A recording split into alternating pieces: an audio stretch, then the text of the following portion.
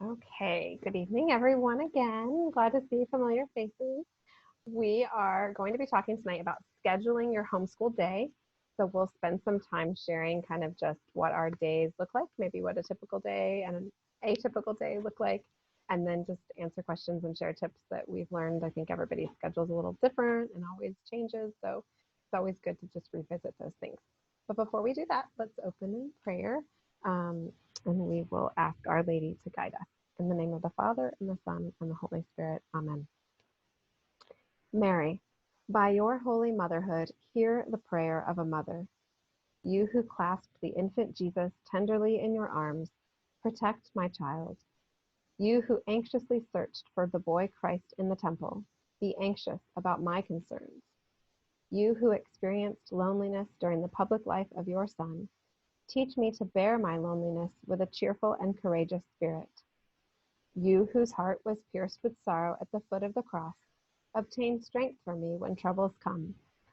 You who dwell in heavenly glory as Mother of the Son of God and as Queen of Mothers, help me to express love and joy in my life and be my secure protection and my hope. Amen. Hey, excellent, excellent. Okay, so to get us started, Selena, do you just want to jump in and go first? Awesome. Sounds good. All right. So day in the life for us, something that's different about us is we chose to homeschool because we didn't live a normal lifestyle. My husband has a very tough job. He's never home for dinner. He gets home really late. And so we changed our schedule to where he does breakfast. He wakes the kids up early. He does morning time with them. And that's been very fruitful for us. Kind of gives me 10 to 15, sometimes 20 minutes to get my mind right, drink some coffee, read a book, kind of fill myself up so I'm ready to give to my kids. In the summers, we'll go outside and exercise right in the morning, right after morning time, go for like a 4-mile bike ride or a 1-mile hike. Just because I have a 5, almost 6-year-old boy who has a ton of energy, and I can't really redirect his energy. It just needs to get out. So he just needs the exercise. And I do too. I'm better when I get outside. So in the summers, that's what we're doing. When we get home, my kids are older now, so they can redirect back to school. We'll get back, get a sip of water, go through our math lessons, our phonics lessons, read alouds, whatever literature we have planned for the day. And that takes about 2 hours. They're not sitting down for those 2 hours, but they're doing a lesson for 30 minutes, take a 10-minute break, do another lesson for 30 minutes, do some pull-ups, do a lesson for 20 minutes, run up and down the stairs. They have a lot of energy, their kids. We'll do a loop subject after our lesson schedule, whether it's science or history. Maybe we'll do it during lunch. Maybe I'll read aloud during lunch. Maybe we'll listen to a podcast during lunch or watch a YouTube video about it during lunch. Sometimes it's not on the schedule. Let's say we have a field trip that afternoon. It's springtime or fall and the afternoon's beautiful in Texas. I'm not going to do a scheduled subject on a day that we have a field trip, because the field trip is the subject. That is the lesson. That is the plan. If we don't have a field trip planned that day, which we haven't lately, we've been doing read alouds after lunch. It's an audiobook. It's not me reading. After lunch, I'm pooped. Hoopla, Libby are my favorite resources. So we've been doing the Ember Falls series. The kids just bring out whatever they want to work on, whether it's a sticker book, coloring book. My oldest likes to do perler beads, watercolors. I really don't care. But we'll all sit down for about 30, 45 minutes and listen to a really good book. And it's perfect rest time for me. My kids haven't been doing really well with quiet time with the quarantine because we're home all day. So I haven't been enforcing quiet time. So this has been our quiet time instead. 3 days a week, we do have Taekwondo in the afternoon. So those days that they have Taekwondo, I don't ask them to do chores because Taekwondo is a lot, and it's a lot of them. The other days, we all do chores after that read aloud time, after that good nourishing lunch, family read aloud time, then I'll do chores. I don't clean up breakfast till then. The dishes, the kitchen's a mess. And I've learned to ignore the mess. One of the ways we do that is we don't homeschool in the kitchen because I can't see it. I can't stare at it. So we move. Jenny, if you want to do the shared screen of the chalkboard. Okay. I haven't pulled up this one. Yeah, it's coming. Yeah, so that's sort of our week, but you can see those different Post-its are subjects. So I use this chalkboard to keep me from scheduling too much. I feel like if I do more than 4 or 5 blocks a day, it's too much and it's overwhelming and it doesn't get done. If you can. You want to zoom on anything? No, it's fine. It's just like a week view, but those orange squares are the Taekwondo lessons. So there's some days, my oldest, she has 4 lessons sometimes a week. So it's a lot. But we don't do chores if there's Taekwondo in the afternoon. I've learned they're just not as focused on Taekwondo and the chores are done sloppily and we all just have attitude problems. So we just don't do them in the same day. And that's okay. The days that we don't have Taekwondo, we'll do 2 or 3 chores as a family, and then we'll play board games in the afternoon. Can you switch over to the framed picture frame? Mm-hmm. Oops, that's too much there. My other kid, she's more of an independent child. She's a 5th grade. She's always learned independently. And so her schedule, she really has to self-direct and tell me like, no, Mom, I can't help with baby brother right now. I have to do such and such. So did you switch? I did. Did it not come up? It didn't on mine. I don't know why. Okay, hold on. Let me put a new share and try again. It just maybe it didn't take it. There it is. Okay. Okay, so that's her like hand scratch written schedule. But she gets most of that done in those 2 hours between breakfast and lunch when I have it scheduled. Her lessons are short. I break up the chapters throughout the week. So she usually gets it done before lunch, and whatever she doesn't get done, it can get moved. We're not really concerned with finishing everything we've scheduled for the day.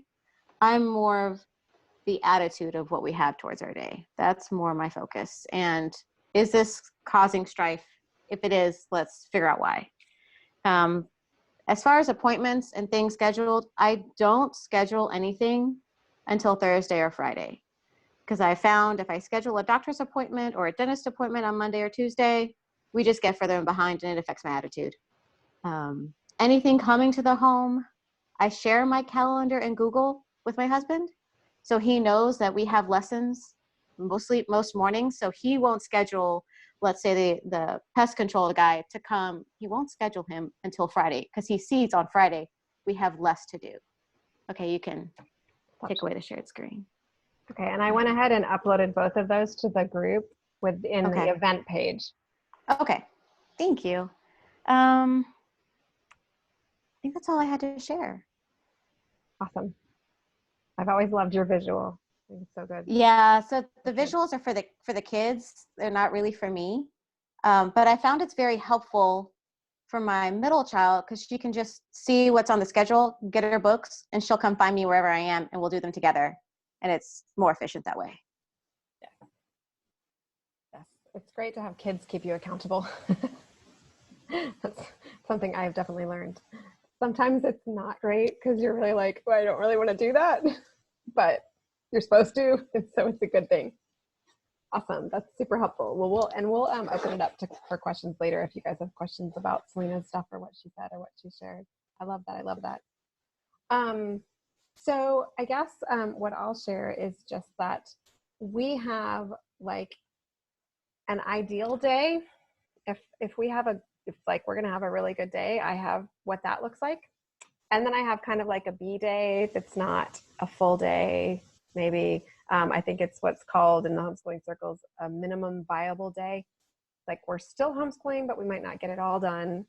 And then I have like a C day that's like, you know what? You guys have to do it. do only the stuff that doesn't need mom. And that's usually if something's going on in home or with one of my volunteer positions, or if I'm sick or something, one of the kids is sick and needs me constantly, then our schedule changes.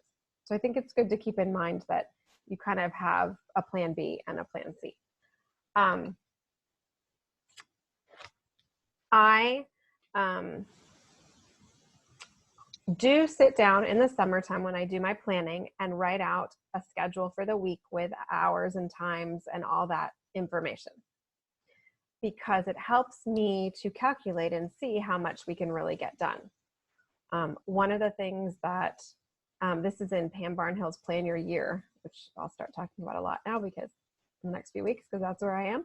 But she advises moms, when you're planning your homeschool week, to fill in all the other stuff and then look at how much time you have left to homeschool, and then plan only the stuff that'll fit in that time.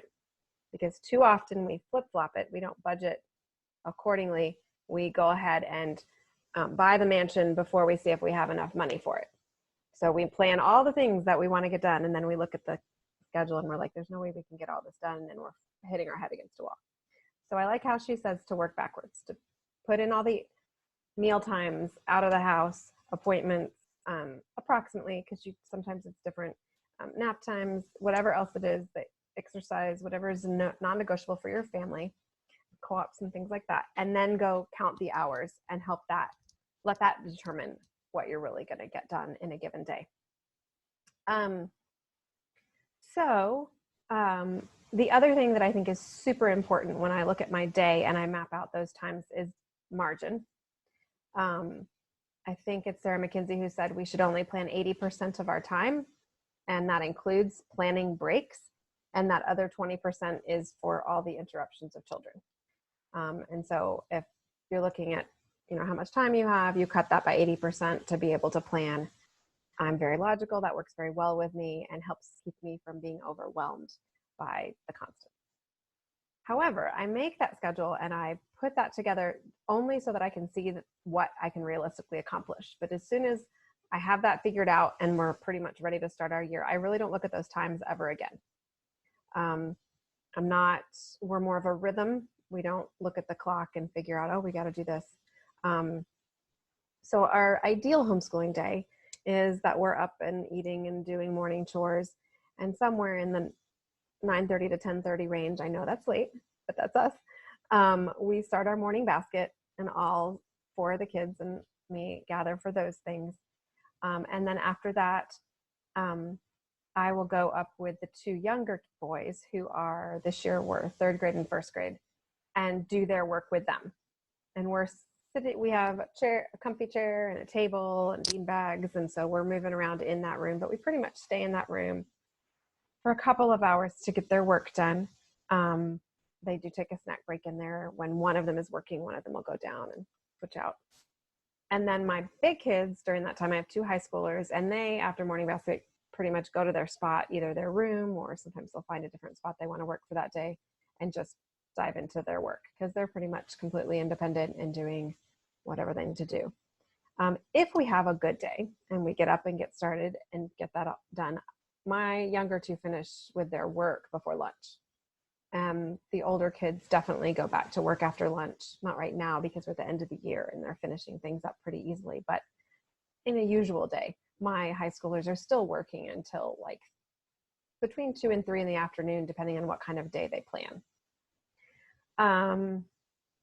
That time after lunch is when I do the things I need to do. Pretty much we eat lunch somewhere in the 12 to 1 range. We pray as a family. I will often then give the kids, the younger 2, a quiet time that they need, or outside time if it's not too hot, or both, get back to back. And then the rest of the afternoon is just them free play. And sometimes I'll come up with an activity or something like, today you're going to play Play-Doh. Here's some paint, the next day, or so that they're occupied. But for the most part, after lunch, I'm able to help my big kids with whatever assignments they need help with, and just get the housework done, the ministry work done, whatever it is that I need to do logistically wise. That's a good day. on a day when we're not feeling it, or something's going on, or maybe we have an outing, so I have to shorten the day, I will do my minimum viable day, which is skipping morning basket, sadly. But I just found that's what has to happen for my high schoolers. I think I would still do it if it was only my little guys. That would be my minimum viable day. But my high schoolers need that time to get their core subjects done. And so we would skip the morning basket. I would go straight to whenever I got going with the younger two and getting their work done, unless we're out of the house in the morning. And then I have done that after lunch. I've found that if I can get them right after they've eaten and had a little bit of rest time, then they can still work pretty effectively. And so that would be my minimum day. But that does mean that if we're working after lunch, then I don't get some of my work done and things like that. And then, good questions, July. I'm going to save those. And then my C day is the mama cannot do school today.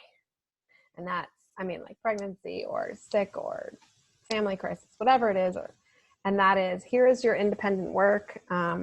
My third grader can do about 4 things on his own each day. And my first grader can do like 1 or 2. But I just say, this is all you have to do, is the stuff that doesn't need mom. And my big kids will go do that as well. So I do have that kind of as a backup.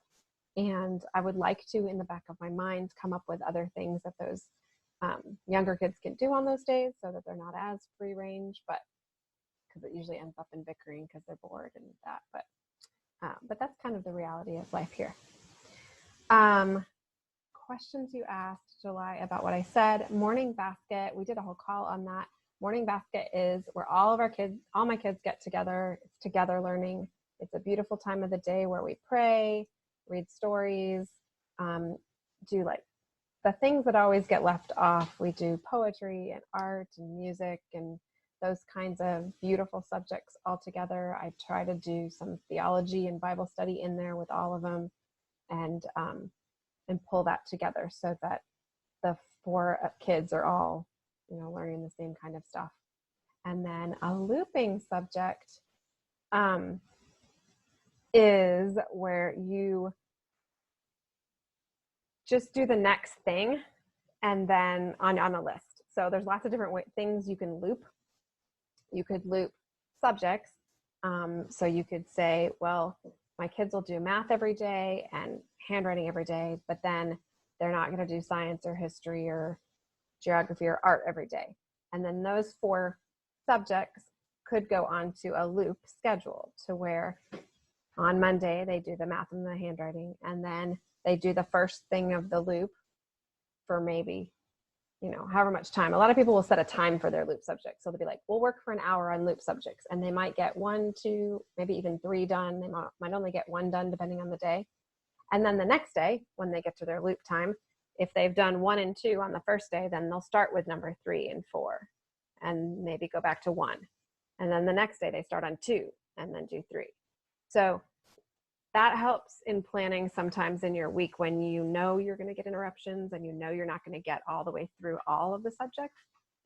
And there's some good explanations on that I can link in the group as well that different mamas have gone through, because you can loop stuff in all sorts of ways. In morning basket, that's how I do those extra subjects. Like I don't do poetry, art, music, all that every single day. I'll just do 2 things. And then the next day I'll do the next 2 things. And the next day I'll do the next 2 things until we've cycled back through those subject areas that I want to touch on. I know Keita didn't get on tonight, but she did ask a question in the group that I can kind of address, sort of. She asks about what you do when one of your kids refuses to do the work, and then you're stuck with that kid not working, and then how do you get to all the other kids? Had this today. Totally threw off my day. It does depend on the kid, and different things have worked for different kids and different things have not worked for the same kid on different days. Does that make sense? Kind of depends on why they're not doing their work and what the cause of that. So the example today was a child was having difficulty with math. It was a difficult subject lesson, something they've just learned and kind of jumped to, and they were just frustrated and didn't want to do it. So there was, I'm going to write a number and then I'm going to stomp and march around, and then I'm going to come back and get them back to the table, and then we're about to do the next thing, and I can't do this, and the cajoling. So what has worked for me is to spend a little bit of time trying to work with that kid. Because usually a reason a kid won't work, especially at a young age, is it's hard, or they're frustrated, or they don't understand, or something's different and they need to sit on the floor or in a fort under the desk or something unique. And so I try to work with them for a little bit, but if they are just not going to work and the situation's kind of escalating after about 10 minutes of trying, maybe 15, depending on the kid or what the reason is, we're done. And we either put that subject away and try to move to another subject, or if they can't even do that, then they are sent to their room to read and rest until they're ready to do their work. And I know Kata's question was about like kindergarten first grader doing that. Yes, I've done that with the kindergarten first grader because I want them to have the habit of getting the work done. But I've only done that when I know it's something that like they absolutely should do, or they did it perfectly fine yesterday and they're just testing me, not being absolute. And then we may try to circle back to that subject later in the day, or I may add it on a day when we otherwise wouldn't have done it. It's just, I try not to let that take up more than 10 or 15 minutes because I do need to get to the other kids. So that was a good question she had. And then she also asked about how to manage the interruptions from all the little people. And we had a whole discussion on that as well in the group. That is the hardest part. And planning that margin, planning for breaks, and teaching the kids that you can teach to be independent, and then just lowering your expectations of what you can accomplish with the ones that need your constant attention all the time. So if they're younger than third or fourth grade, you just minimize, there's just only so much you can do when you have a lot of littles running around, and they just don't need to do that much one-on-one like straight school. You can get more creative and, keep that off. So those are my thoughts. And now that I've answered those questions, I'm going to let anybody else who wants to share answers, I see someone unmuted, or other thoughts about their day to share. Well, I had a thought about the kindergarten to second graders and their expectations when they have younger siblings. And I'm a big proponent of doing a little bit every day. A little bit every day makes a big difference long term. And I was talking to a friend of mine, not to convince her to homeschool, but about homeschooling. And she was mind blown that all I asked was 20 minutes of phonics.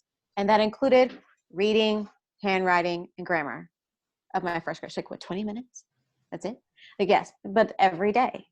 It makes a difference exponentially over that year when they do that little bit well every day. And when my now 5-year-old was 3, he could self-soothe for 20 minutes for me to get through something with his sister, for her to be productive for the rest of the day. He could. It took some consistency on my part. It took some gentle love on his part. And we eventually be able to create the habit.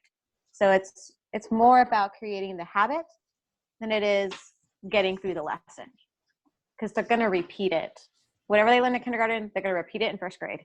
Whatever they learn in first grade, they're going to repeat it in kindergarten. It's going to continue to repeat until third or fourth grade. Yes, that is absolutely key.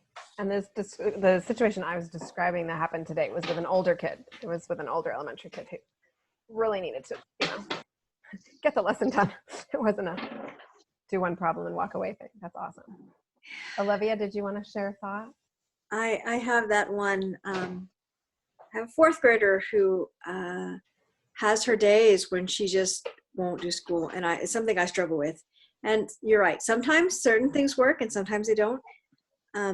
Since we're in a co-op twice a week, a lot of times they get a lot done Monday and Thursday, and there's less during the other days, so that I can just sort of say, okay, it's a little homework, and we just kind of fit it in where we can over those 3 days. Right now, since we've been home, what I've been doing is, okay, we're going to do school 4 days. And I have been actually leading classes that are not ones I would normally teach for co-op with her and some of her classmates to keep her on task. But again, like today, she wanted to do science outside. So we sat on the porch with a computer and we're doing our little video conference class. And then she took off and I didn't see her again. So I did class with her classmates, and this is not the first time that's happened. So it's difficult, but I know that today she was up late last night. And because I know she's extra tired, I know that there's just so much I'm going to be able to do. And then that's it, because she can't get it together. She'll be tired and she will be cranky and she won't be productive. But hopefully, since I got her to bed a little earlier tonight, at least I tried, tomorrow, she's going to have more vibrant energy and she's going to be ready to sit down and, okay, let's get it done. I hope. But she's very sanguine. So it depends on the day what I get. I'm trying for, okay, let's do Monday through Thursday. And if you get everything done, then we get Friday off. We'll do our house blessing in the morning and then you get more free time. And that is a big incentive for us, It's like, but yet, because we're home, there's 4 sisters and they play outside a lot. They play a lot of imaginative games together. So, I'm not real good about, I always start at the beginning. I start in August with this great schedule. Okay, we're going to start this morning routine together and we're going to have all this, and it falls apart within a few weeks. I haven't been able, all these years, I've not been able to do it very long, but that's why co-op helps me. That's good. Yeah, you find that structure that you need and use that as a motivator and accountability. That's fantastic. You did make me think of one of the things that I have learned about dealing with the kid that doesn't want to do school is that it is not worth your relationship with your child to suffer for you to make them do school. That's not that. Like I've been in those situations. I've made those mistakes and I regret them and had to work to heal them. And I have seen other families kind of go both ways as well. But homeschooling is this precious relationship that you have with your child. And it's the best relationship in the world as they mature and grow older. And you guys know that you get this beautiful opportunity to be with them and have that special bond. And it's really not worth, hurting your relationship over a lesson. So there's usually a reason they're not doing it. Like Olivia said, it's sleep, or like I said, it was a really hard lesson. And I feel like our job as moms is to understand that and do our best to help them through that. We can't always anticipate it or prevent it, but when we're, there, we can help them through it, or we can say there's just no helping here, and then later revisit it and point out to them, hey, you had a really hard time with this. Let's talk about it. And let's, understand this. Because I think that what they need is a mom who keeps them accountable and, does expect the work. It's not like we never are going to get to that. And it's not like there's not consequences for not doing it. If it's not done, then it does need to get done at some point. But we definitely need to remember that it's our job as moms to love and to show love. And that's part of schooling too. Olivia? I was just going to say, sometimes for me, there's a couple things that have worked for me over the years. One is I have an alter ego. My last name is DeBook, so her name is Mrs. Keobed. It's DeBook backwards. And I picture her as a grandmotherly, almost Mrs. Pickwiggle kind of lady, very gentle and kind. And so one day, a few years ago, when I was particularly stressed out and couldn't get the oldest one to get her stuff, and the second one was a mess, and then the third one was a toddler, and I was like, blah. I went out of the schoolroom, and I stomped around a little bit, and I found some white plastic beads, a necklace, and I put this on, and I pulled myself together, and I came back in as Mrs. Keobed, and they love Mrs. Keobed. Like, Mrs. Keobed is their hero. Like, they get all over, and they totally treat me differently when I'm Mrs. Keobed. And so because they're all still pretty young, my alter ego on those days when are tough, wow, and they'll bring apples to me in the morning. They love Mrs. Keobed is my hero, So on those days when mommy wants to get this done and I can stop and refocus myself and come back, like you said, with that gentler, calmer, sweeter, it changes the day. Honestly, it changes the day. Another thing is, honestly, sometimes you have to get creative. Lately, what I've been doing is math. Math has been really tough this year. The book we're doing, the co-op teacher is not a good fit for my daughter. She's very melancholic, sort of plodding, lots of this and that. And And my daughter's very sanguine with choleric, and so she's like, either I'm bored or I'm just like not getting it and frustrated and there's too much work and whatever. So being able to find some YouTube videos that are funny or that are interesting, that will explain the concepts, like multiplying fractions. Wow. Okay, but being able to watch a video where they like break it down and they sing songs about it, and she's like, I got this. And then it's easier because it changes it. Another thing with the littles, particularly kindergarten, first grade, we do a lot of math snack. If we're trying to do adding or subtracting, we get either the little O's or popcorn and just give them a bowl full. And okay, we're gonna count out 5, we're gonna add 4 more. And then when you add it right, you eat them, and they love that. So those creative little ways, particularly math, I find. But spelling words, we've done spelling words with sidewalk chalk outside. And so being able to think outside the box of, okay, how can I present this material in a different way? Or how can I try to reach the goal of the child learning this subject in a different way? If the child needs colored markers on the whiteboard instead of printing in the workbook, I'm cool with that.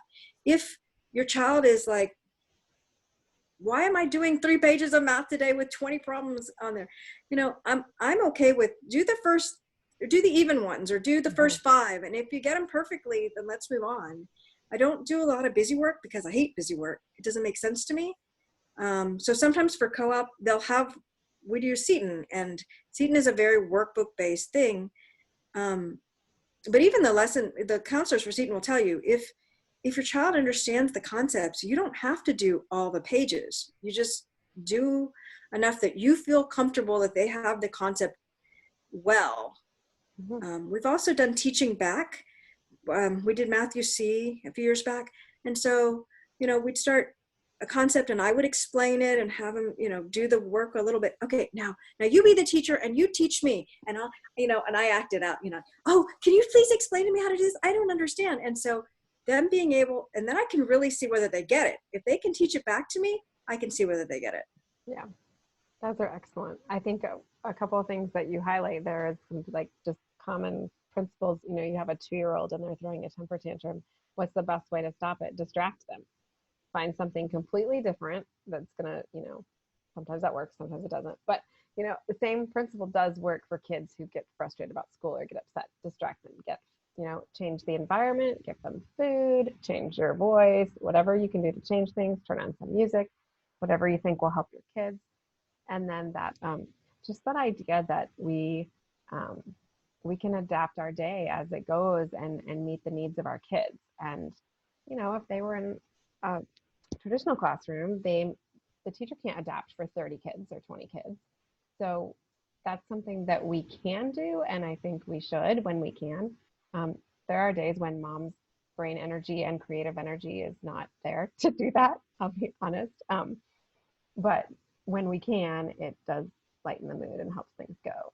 I also, when I was really first homeschooling, and I created my schedule, and it was a really pretty schedule. And I thought it was reasonable. It probably was reasonable because I really talked to a lot of moms that knew what they were doing and based it off what they were doing. And it was a reasonable schedule. But my problem was we'd get to like the 3rd thing or whatever. And then it was like, it took longer than it was supposed to, or we got interrupted. And then I'm like, oh, wait, it's lunchtime. I didn't get 2 things done. Am I supposed to like do the 2 things and push off lunch, or do we like have lunch? And I would just get this deer in headlights, like, I don't know what to do because I'm off, I'm off the rhythm or the routine or the schedule. And I just had to learn that shuffling things around and moving things around and leaving myself that margin, that gap of time where if I don't get to it, there's a space for it somewhere else, gave me a lot of peace. So like you said, maybe do Monday through Thursday light so that Friday can be catch-up day, or maybe only plan to do stuff until 3 and make sure that you have 1 hour every afternoon where there's not anything planned. So you can do all the stuff that didn't get done, or some of the stuff, not all. That really brought me peace from that just panic of, oh my gosh, we're never going to get all this done. So there's something else I was going to say, but I can't remember what it was. What other suggestions or questions do you guys have about a day scheduling? Oh, I know what it was. We were going to talk about the time that you spend outside of the house and going and doing things and how you schedule that. I know Selena mentioned pushing appointments and so forth towards the end of the week, and having the, classes they go to, Taekwondo every day in the afternoon, evening. That's a big decision thing, on what you do and how much time you're away, and leaving also room for the spontaneous. Someone says, hey, you want to meet us at the park? Well, if you've already got 3 days of the week that you're out of the house, you're not going to get much homeschooling done. And you're not, especially if you say yes to the park. So figuring out what your family's balance is as far as being home and being away is important. A lot of homeschool moms are like, I'm home during the week, I should do my grocery shopping during the week. Okay, but then you've taken away that school time that you would otherwise have. So just balance that, plan accordingly to then shift something else. Because we do want to give our kids an education, and you're not going to get a full education if you're not home. My principle is that I try to have, depending on the year, it's either 2 or 3 days where we are completely home from morning until 4 p.m. because we've got evening activities too. So it's absolutely impossible to never leave because I've got teenagers. But I try to make sure that I have days blocked off. In some seasons it's 2 days, some seasons it's 3 days. And I'll look at my calendar and someone will say, hey, next week you want to go to the park one day? And I'll look and I'll go, I already have 2 other things that week. We'll have to push it or something. That way I know what our limits are, and I know, because I'm the one that says yes to everything, but my kids need time at home. Anybody else have thoughts on those ideas or scheduling your day or your week? I'll share real quick. Yeah. On the days that we've had to especially not during this time, but when we did have the chance to go anywhere, appointments or anything, I would pack their handwriting, those subjects that they don't need help with, and leave that for those days. And then anything that we had to work on together and they needed my help, then we would do that on the days that we're home. That's one thing we did. Yeah, that's super helpful. Yeah, it's really good to figure out on your lesson planning when you get to that point which things they can do on their own and which things they need mom for. Obviously, when they're younger, they need mom a lot more, but the goal is to gradually give them more and more independence and helping them have more that they can do. So to identify what things those are, so you can take it with you, or put it in a bag, or save it for the day when mom can't teach. Those are a good tip. What are some items that kindergartners can do by themselves in your families? School-wise, not much usually. Okay. There's activities they can do by themselves. They can, I can set out the Play-Doh. Yeah. School-wise, my kindergartners are doing so little anyway that they need me for math. Even handwriting, they really need me there because they've not done that before. They've, and I'm doing a lot of read alouds and I'm reading everything to them. So there's not much. Now I have in the past, we talked last time about those work boxes and created activities that were like, here's a puzzle. So this is your schoolwork, but you're going to, do these 3 things, maybe a puzzle, maybe some counting bears that they sort, things like that. If I needed them to do something independently for a little bit, but it's not the necessary stuff, it's just adding stuff so that you can do other things. Does that make sense? Anybody else? Kindergartners. My son does well when I check out a stack of books for him that are about a subject he likes, that have pictures of what he likes. He will sit there for 10 to 20 minutes looking through a stack of picture books about stuff that he likes. Dinosaurs, snails, lizards. The grossest, the better. He will do that, and he will repeat the same stack 6 times a week, 8 times a week. I mean, he's learned that, one, he's not going to get in trouble. So he's not going to get put in timeout. He's not going to get his screen time taken away. So the reward, He's not in anyone's way. He's not bugging his sisters. And he's looking at things that he likes. So every 2 or 3 weeks, we change the subject, and that occupies him. He really enjoys being outside. He prefers to have a sibling with him, but he'll be outside for a little while. And he'll find a bug, and he'll tell me about it. He'll find a lizard and tell me what color it is. And that's the beginning of communication for him, and it occupies him. But he does better independently for 20 to 30 minutes if I am with him one-on-one for 20 to 30 minutes. That's what I notice is the key thing. He is better independently when his love tank is full. Yes, that is key. That is really key, to give your little people the attention first, in order, because they just can't, otherwise. The other thing that I've used, go ahead. So like in my day, when the girls are doing their independent math and independent handwriting, my 2nd and my 5th grader, I am 30 minutes to 45 minutes one-on-one with my kindergartner. Reading lessons, picture books, blocks, puzzles, on the floor, 45 minutes sometimes, just loving on him. That's awesome. Awesome. Yeah. I have in the past, pulled out like those Kumon workbooks. They have like mazes and things that are good for their fine motor skills for a kindergartner, things. And so they could do that kind of thing on their own. I've done like the busy bags and little activities that you can do for them to just, something on their own that they can do. My 1st grader this year, let's see, he could do his handwriting on his own. Because it's pretty straightforward now that he's done, because he's in the 2nd book, like he did the kindergarten book, and now the 2nd one is just review, his 1st grade. But he's at this time of the year, which we're at the end here, he is capable of doing maybe half of a math page by himself, because some of it, the reading, he can't get the directions, but he still needs me right there in case he needs me. I mean, he just needs me like still available to ask questions and to make sure he's right every time. But those are the only 2 things my 1st grader is really doing. And I will add that none of my kids have been very good at sitting and doing work. There are kids that love workbooks.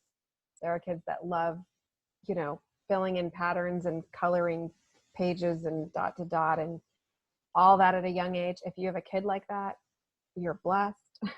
They will sit and do that. I just never had a kid that liked doing that kind of stuff. They're more destructive. So, I like the Meet the Phonics series. So like for my 2-year-old, meet the colors, meet the shapes. She's learning those kind of things. They have letter sounds, letters, digraphs, blends. I mean, they have a wonderful series. And so somebody ended up passing theirs on to me, which has been really, really helpful. So last year when my 3rd one was in kindergarten, she would watch that if I needed to work with the older kids.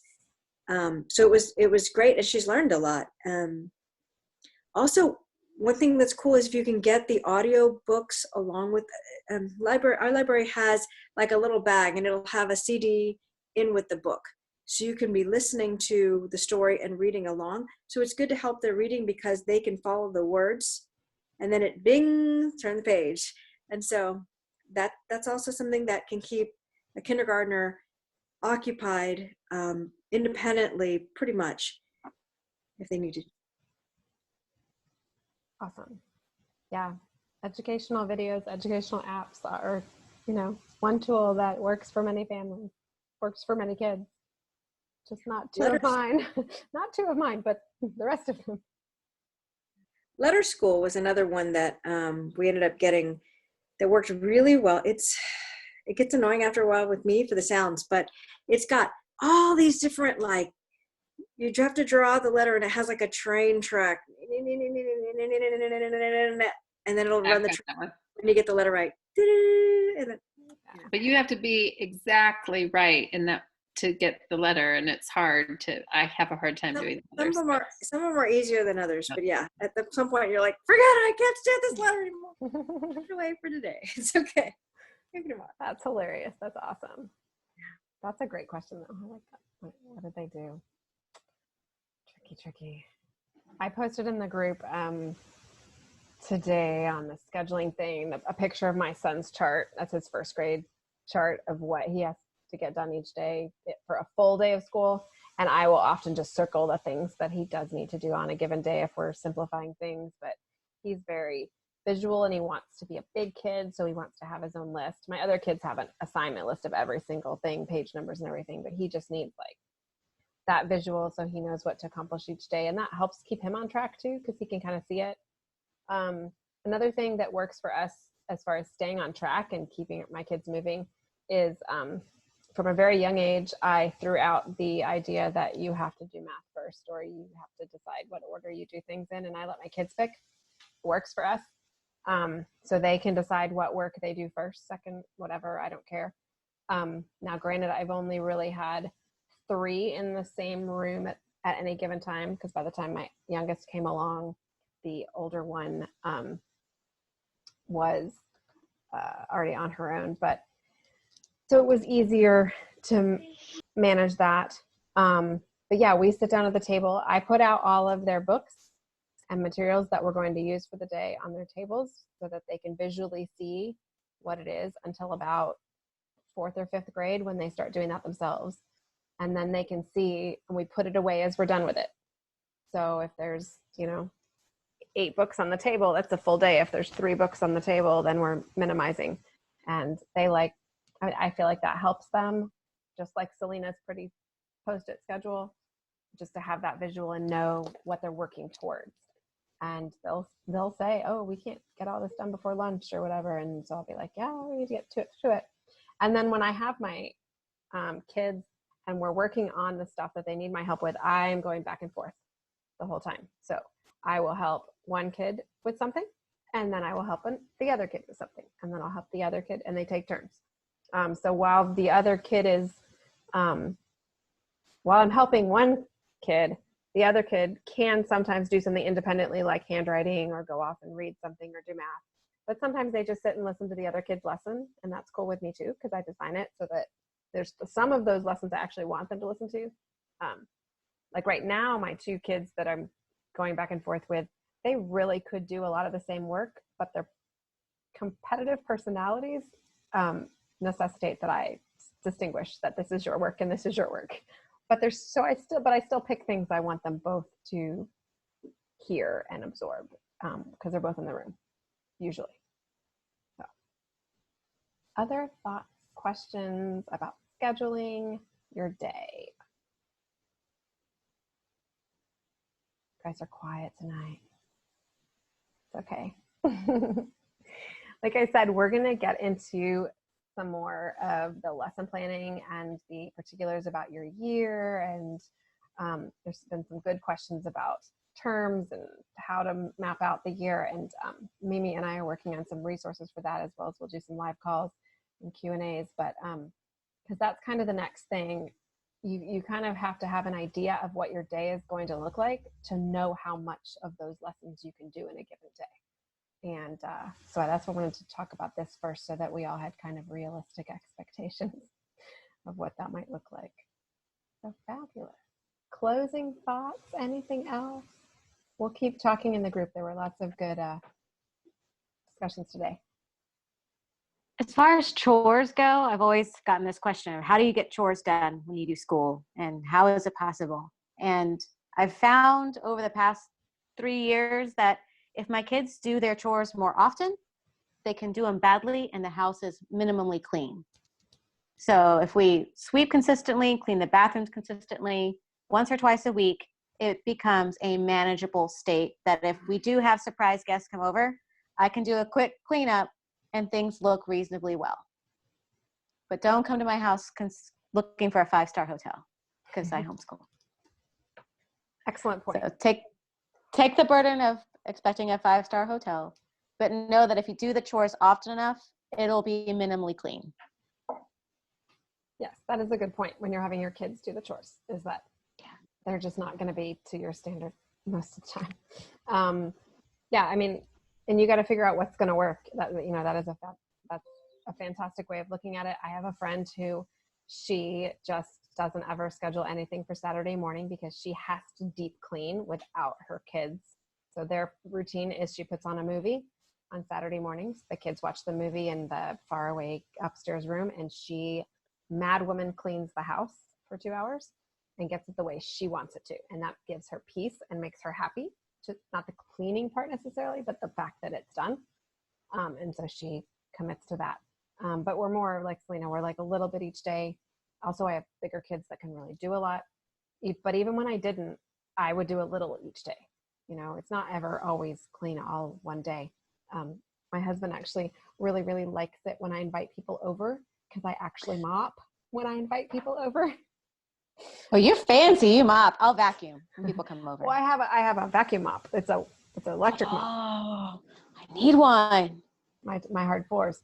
But yeah, so there are things that we sacrifice that don't get done, you know, every single day or every single week. But I also meant to say, speaking of my husband, it's really important to ask your husband what are the things that bug him about chores and what his priorities would be, because they might not be the same as yours. And you'll have a much happier marriage if you find out what it is that's a priority for him and make that your priority. I really think that's a good conversation to have because you're both living there and there's some things that he might, you know, really be happier with. Maybe he doesn't care about, I don't know, the dust, but he does care about the kitchen or something, you know, you just, and so it helps you prioritize when you just can't get it all done. That's a really good point, Selena. Yeah, my kids now do morning chores and evening chores. And then I do the like scattered chores. And then my big kids also have Saturday chores that are more like cleaning, but we call them Saturday chores, but my kids are allowed to do those chores any day of the week as long as they get done before the next Saturday. Just to be clear. We, like people loop their schedule, their subjects, we loop our chores. So whatever needs to get done on the next list. So we have a list of chores. We don't schedule them. We have a list of chores that need to get done each week, and they cross them off as they get them done. And then we just restart the next week. That's awesome. I like that idea. Super, super good point to bring up chores. All right. Well, if there's nothing else, what I am going to do in the group is post, it's not today, another post that's basically, what are your questions about scheduling? So that if anybody else either watching this or that you guys think of something later, you can post that. And then hopefully those of us that are still, you know, did this or other moms can pipe in and kind of say what's worked for them. Like I said at the beginning, you know, you do have to toy with it, trial and error, figure out what works for you in your household and your kids and their ages and what they can do and not do. As far as a routine and a rhythm to your day, kids like routine. They usually thrive on routine. So even families that unschool I've talked to, they do have a rhythm to their day. You know, they do have some, you know, some marks in their day of things that they do, even if it's just meals, and then those expectations from there. So keep that in mind as you're thinking what will work for you this next year. All right. Well, other than that, thank you ladies for coming. Like I said, I'm working on putting on the calendar the calls about planning the year and doing the lesson planning part. And then we're going to just kind of circle back and see kind of some Q&As and what people need help with, do some really specific curriculum conversations on Zoom with Q&A, like I'm stuck in this area, help, and we can brainstorm together and find some solutions. So that's coming soon as well. Just trying to pace ourselves so we can kind of get through everything you guys need, but in a way that doesn't overwhelm anybody. So thank you for coming. I'm going to end this.